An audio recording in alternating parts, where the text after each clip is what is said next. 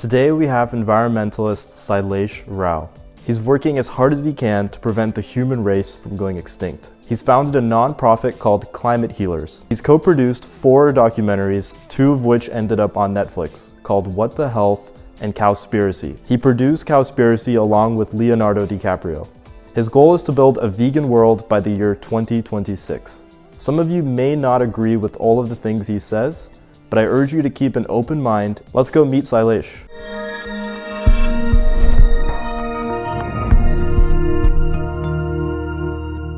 So welcome, Sailesh. Thank you. Thank you for having me. So can you tell us why you started Climate Healers to start with? Well, I was an engineer. I'm an engineer, and I was working on 10 gigabit Ethernet back in 2005. And I came home one day and I happened to see Al Gore's presentation on TV. Yeah. And I was rooted to it. I was shocked. Said to myself, if half of what he's saying is true, I'm wasting my time. Yeah. So I asked my wife, can I study this and figure out if this what he's saying is true or not? And she said, go for it. So I did that, and I realized quickly that it's far worse. So then we closed our company, and I started focusing on this full time.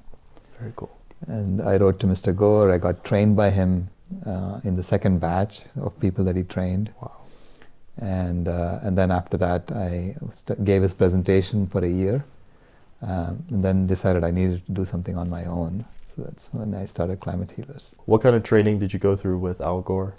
Basically trained to give his presentation. But at that time also I questioned some of the things that he was doing because I knew that it was far worse.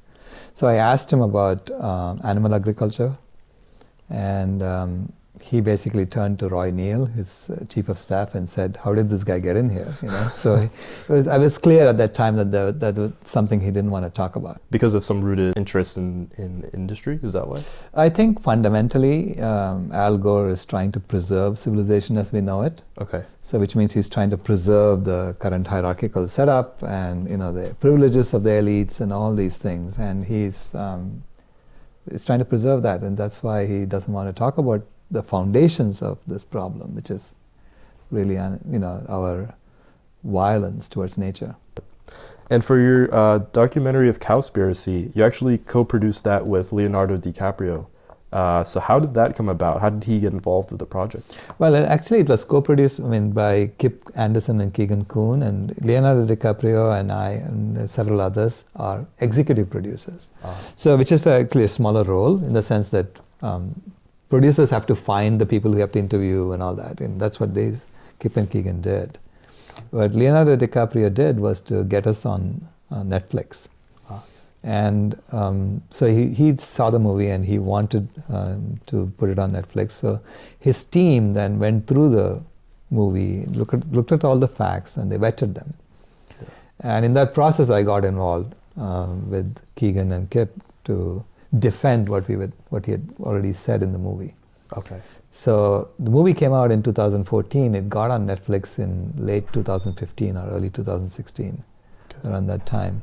So it took us a year and a half to really go through the vetting process. And there's even been quotes from the director of Black Swan, who said that of Cowspiracy that it's a documentary that will rock and inspire the environmental movement.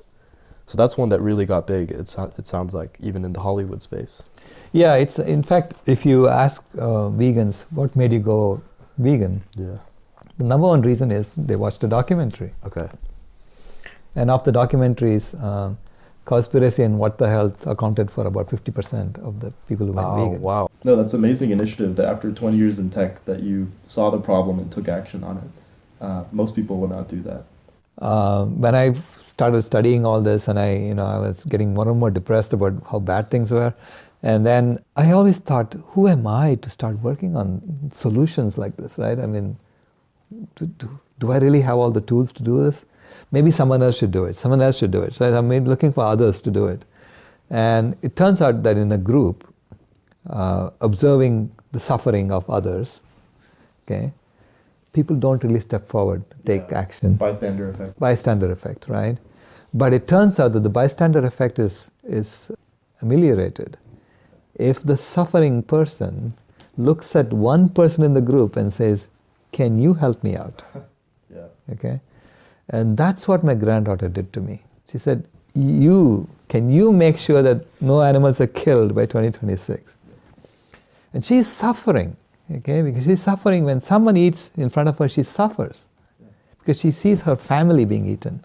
So she's saying, can you help me out? And so I had to step forward.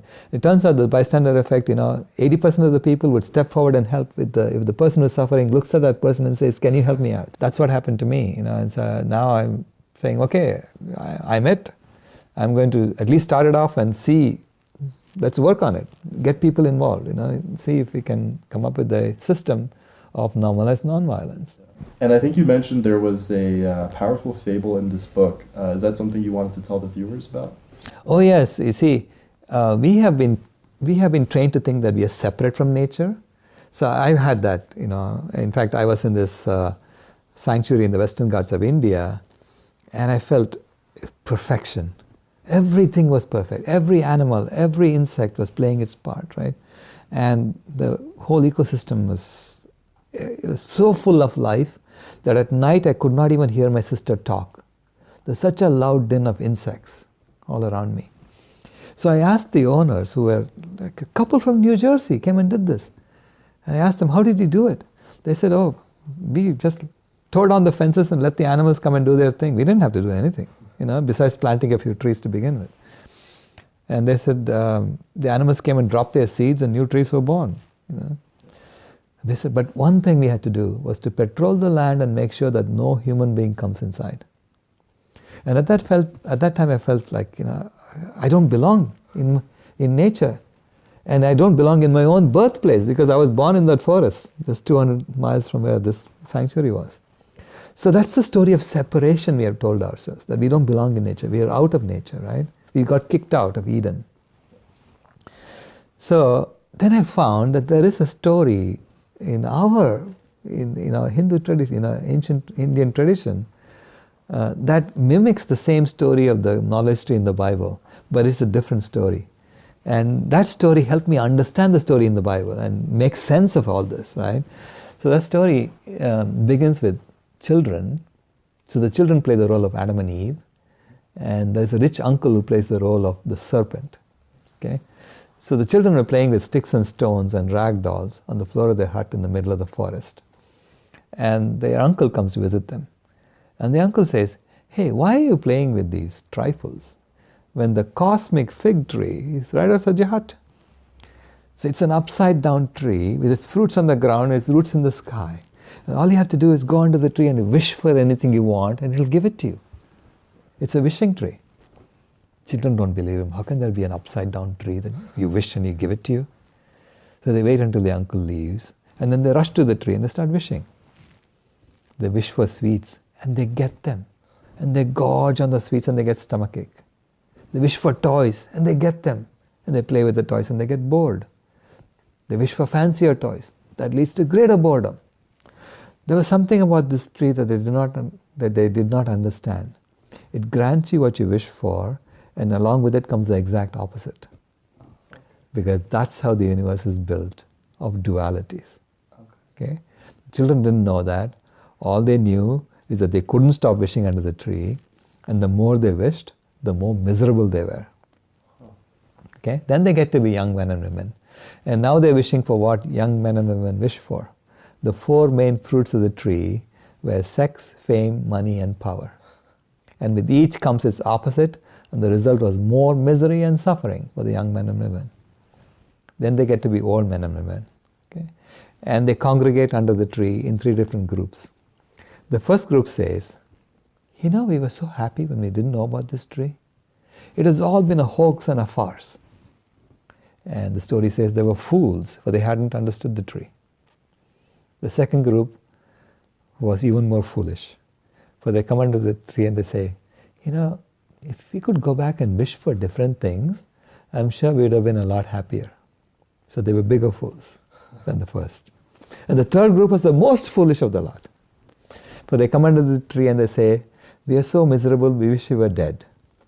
And the tree grants them the wish, because it's a wishing tree. And they're immediately reborn underneath the same tree, because the tree always grants wishes in dualities. That's how they introduced the concept of reincarnation, by the way. Okay. So the story doesn't stop there. Then it talks about this lame child who also wanted to go out and wish for a good leg so that he could walk. But there was such a crowd of people under the tree, they pushed him away. He couldn't even get to the tree. So he stood there and he watched, and he saw how the tree was making everybody miserable. People who were wishing were miserable, people who were trying to get to the tree were miserable, all the animals were suffering because of all the wishing. And then he had this brilliant flash of insight. He understood the tree. No one else understood. He understood the tree.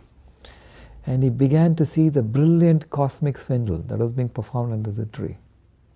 And he began to feel this well of compassion come from within him for all the suffering that was happening. And he lost the desire to wish. He became detached from the tree. And he was the happiest of the lot. Wow. So that's where the story ends. Then we have the Upanishads, where they teach you what they told you in the Vedas, right? And in the Upanishads, in the Shvetashvatara Upanishad, they say that that wishing child and the watching child are inside each one of us. That's our duality. And it's up to us to enable one over the other. That makes it seem like if you want to be happy, you have to become a watching child. You have to get in touch with your watching child. That's the purpose of every meditation technique, by the way, is to help us to get in touch with our watching child and observe our own wishing child. So that question then comes up in the Bhagavad Gita. In the Bhagavad Gita, Arjuna goes to Krishna and he says, why should I wish under the tree? Why should I fight this battle? You take care of it yourself. You're God, right? You do it yourself. And Krishna says, how do you think I do it? Through you. So get back in there and fight, right? Get back in there and wish under the tree. And then he taught him how to wish. He said those people were miserable because they were wishing for themselves. If you go under the tree and you wish for the benefit of everyone else, and you say, I don't want anything from this tree for myself. I'm detached, not attached to the outcome of my wishing. Then you'll be perfectly happy wishing under the tree, and everybody will be happy because of your wishing. So selflessness is the highest form of selfishness. So as the species that has access to this wishing tree, we have a duty to wish for the benefit of every other species and say we don't want anything from this tree for ourselves. That's not what we've been doing so far. That's what we have to start doing now, consciously. But so far we've been doing it unconsciously, because even though we're wishing for ourselves, we were subconsciously creating the thermostat for the planet. We didn't even know that's what we were doing, but we were wishing for ourselves and we created the thermostat for the planet. Because you see, nature is perfect. So even though something seems destructive, it is constructive at another level. That's an incredible story. It's a beautiful story, yeah. It helped me understand the wishing tree, the knowledge tree story in the Bible. Because in the Bible, Adam and Eve got kicked out because they took the tree, the fruit, and they ate it themselves. They had given that fruit to the serpent or to someone else. They probably would have stayed in Eden. That's the moral of this wishing tree story. My vision is to have a vegan world by 2026, in 7 years. We will have a complete system of normalized non-violence in place that we can all tap into and contribute. And we are writing an app so that people can work on this from around the world. This is like using the internet to make the same process that we use for creating the internet work for a vegan world by 2026.